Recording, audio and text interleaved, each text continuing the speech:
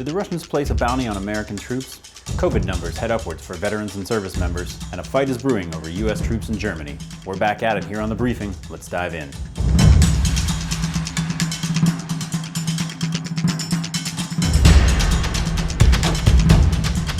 Welcome back to The Briefing. Anything happen while we were gone? No big news, right? Things are basically the same. Let's get back into it. First with a developing story about whether a Russian intelligence unit paid Taliban soldiers to kill Americans in Afghanistan. For more on that story, we go to Leo Shane, deputy editor for Military Times. Yeah, so this story about the possibility of Russians putting bounties on American soldiers in Afghanistan has really taken a lot of different turns already this week. The initial reports just from last week in the New York Times were that Russians had contacted Taliban officials and offered financial incentives for them to go after U.S. troops. So there's two big components to this controversy. The first is whether or not the intelligence is true. Right now we're getting conflicting reports from various agencies within the government. Department of Defense has said, yes, they've heard about this, but they don't have it completely confirmed. Few other intel agencies have said, no, this is pretty solid and we need to react. The second component is, when did the White House know about this and have they done anything? We've seen reports that say at least as early as March, maybe February or even 2019, the president was briefed, had some knowledge of Russia targeting U.S. troops, but didn't act, didn't make any public announcements, didn't issue any new orders to the Department of Defense. So both of those things are what lawmakers are concerned about right now. Is it true, and did we do enough to react to it as soon as we found out? So for the military community, the real question here is whether or not this endangered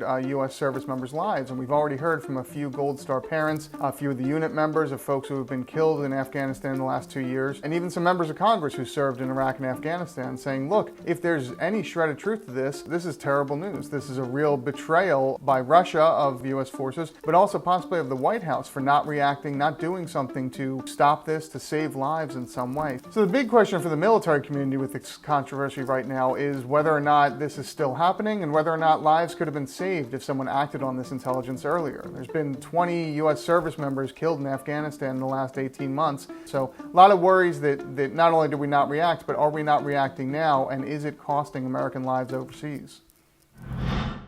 Now for a look at more of this week's headlines, we head over to Andrea Scott, editor for Marine Corps Times. Take it away, Andrea.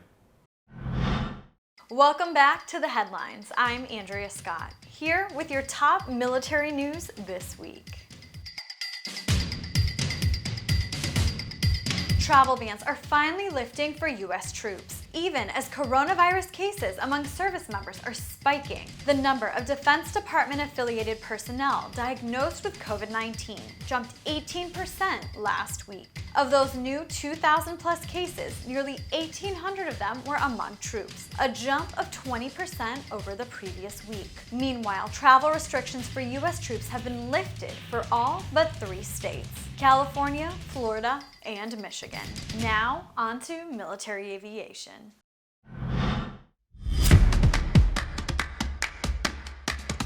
Military aviation mishaps and deaths are declining for the first time in years. The 2019 data reverses a trend that saw record high numbers of serious aviation mishaps and deaths. The Marine Corps was the only service branch to see a spike in the total number of Class A through Class C mishaps, with a 30% increase. All right, let's head to Germany.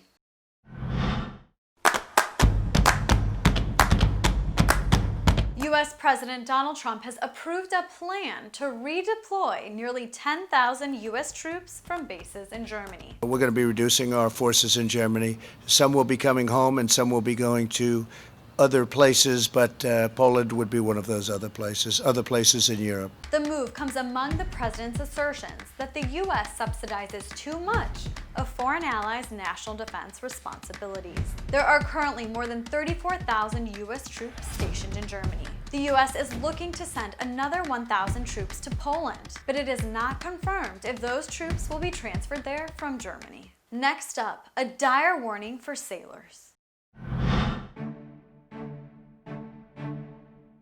Watch out, sailors in Bahrain. According to an NCIS agent, trafficked women there, some working as prostitutes, are seeking to collect sensitive intelligence from U.S. sailors that they can later sell. The claims arose in a human trafficking training recording for service members on tour with the 5th Fleet, which is headquartered in Manama, the island's capital.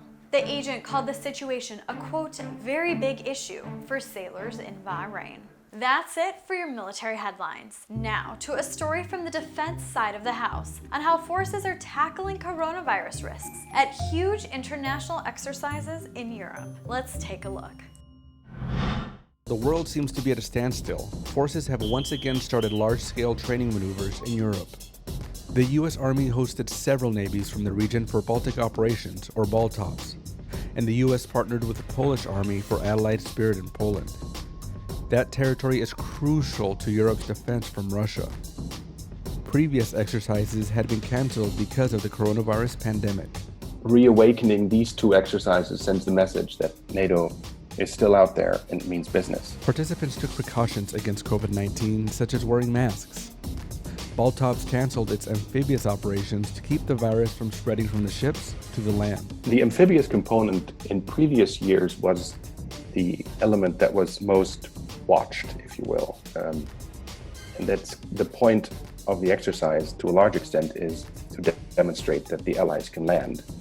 The organizers argue there's still something to be gained just being in the Baltic Sea and showing that, as one of the analysts explained to me, that freedom of navigation is important in that corner of the world. The exercises are meant to send a message of NATO's presence and unity in the region. The NATO partners fear that Russia might consider that part of the ocean their backyard, and they want to make sure that to dispel any such notion. That's all we have time for this week. Please check us out on militarytimes.com, as well as YouTube, Facebook, Instagram, and Twitter. And look us up on Army, Navy, Air Force, and Marine Corps Times for the latest news. Thanks very much, and we'll see you next week.